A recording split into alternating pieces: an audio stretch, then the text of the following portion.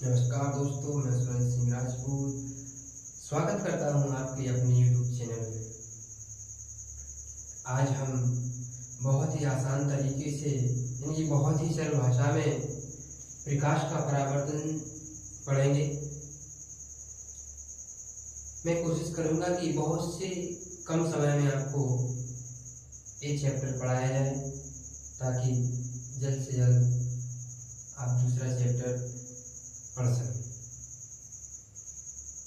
अगर अपन कोई सा भी सब्जेक्ट पढ़ते हैं उसको बड़े मन भाव से पढ़ना चाहिए, इसीलिए इस वीडियो को पूरी तरह देखिएगा।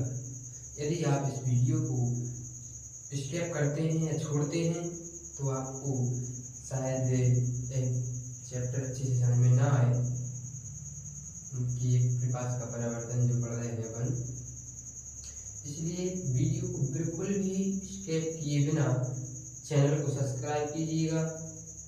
चैनल जो हमारा है इनकी @ADSSRGORA,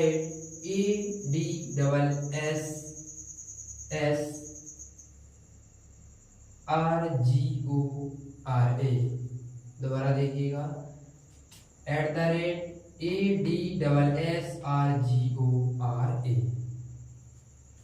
सबसे पहले देखिएगा प्रकाश होता क्या है। इनकी आपने सबने देखा होगा और देखते रहेंगे, जैसे कि सूरज है और सूरज का प्रकाश जब पृथ्वी पर आता है तब क्या होता है कि लिखा है कि देखो जब प्रकाश से किसी चिकनी, कहें तो चिकनी फिसलनशील होती है, चिकनी या पॉलिशदार वह वस्तु होती है जो चमकदार नहीं होती है, तो उस पर किसी न किसी प्रकार से या तो स्टील का या फिर चांदी का किसी न किसी प्रकार से उस पर पॉलिश कर दिया जाता है, तो वह वस्तु हमारी पॉलिशदार मानी जाती है।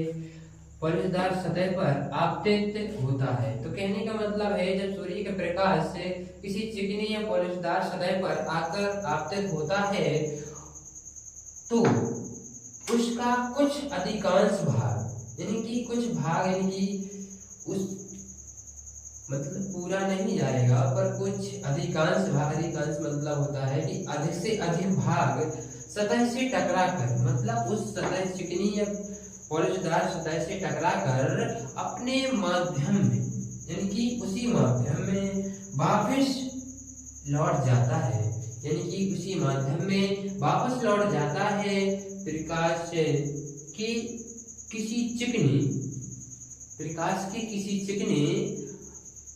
वह पॉलिशदार सतह से टकराकर, इनकी क्या कहा है कि प्रकाश के किसी चिकने, इनकी पॉलिशदार जो सतह है या चिकनी है, जब प्रकाश किसी चिकने या पॉलिशदार सतह से टकराकर वापस उसी माध्यम में लौट जाने की घटना को हम प्रकाश का परावर्तन कहते हैं।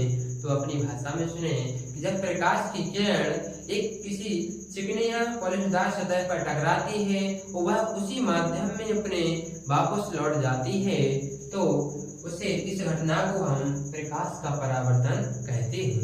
जैसे कि ये हम चित्र द्वारा आपको समझाते हैं। इसमें कुछ मेन पॉइंट दिए गए हैं, जैसे परावर्तक पृष्ठ है।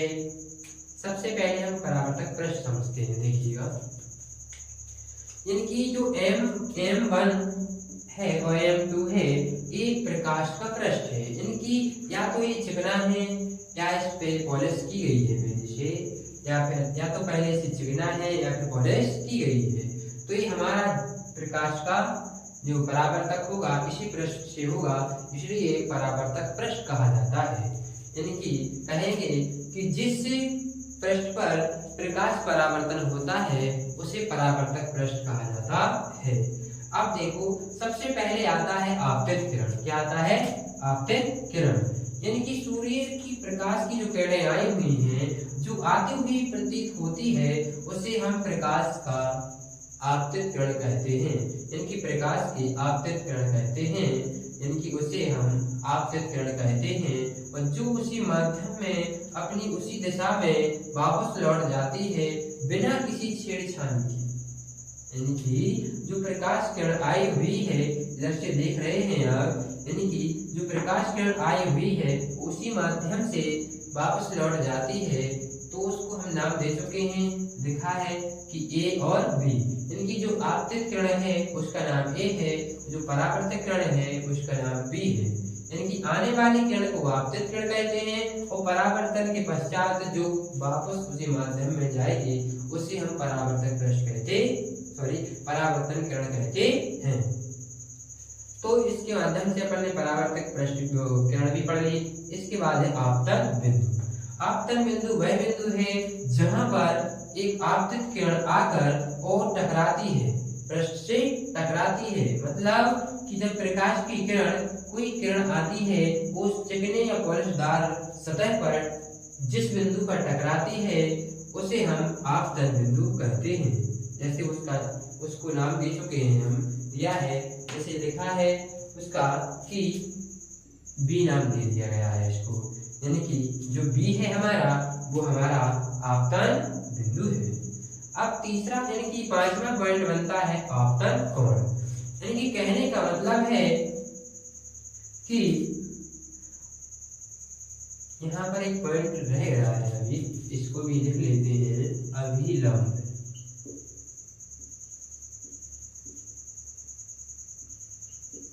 देखिए, यानी कि आपतन कोण एवं परावर्तन कोण के बीच खींची गए लंब को भी अभिलंब कहते हैं। यानी कि आपतन कोण यानी कि ए कोण और ए किरण और बी किरण, ए किरण और बी किरण के बीच खींचा गया अभिलंब ही खींचा गया लंब अभिलंब कहलाता है। दोबारा देख रहे हैं कि आपतित किरण एवं परावर्तित किरण के बीच खींचा गया लंब ही अभिलंब कहलाता है। तो ये अभिलंब हो गया। अब आता है आपतन कोण। कहने का मतलब है कि आपतित किरण, जो आने वाली किरण है उसको आपतित किरण कहते हैं। तो आपतित किरण और अभिलंब के बीच बना कोण हमारा आपतन कोण कहलाता है। क्या कहलाता है? आपतन कोण कहलाता है। और अभिलंब और परावर्तक किरण के बीच इनकी जे वाला कोण जो हमने बना रखा है पहले से, यानी कि ये वाला कोण परावर्तक कोण कहलाता है। तो अपनी सरल भाषा में कहेंगे कि अभिलंब और परावर्तक किरण के बीच बना कोण परावर्तक कोण कहलाता है। परावर्तक कोण कहलाता है। इसी प्रकार आज हमने देखा कि प्रकाश का परावर्तन क्या होता है।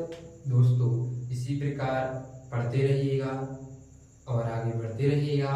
आज हमने एक आसान भाषा में सीखा है कि परावर्तन क्या होता है और प्रकाश का परावर्तन। इनकी प्रकाश तो वह होता है जो हमें उजेला देता है, हमारी रोशनी आंखों को देता है।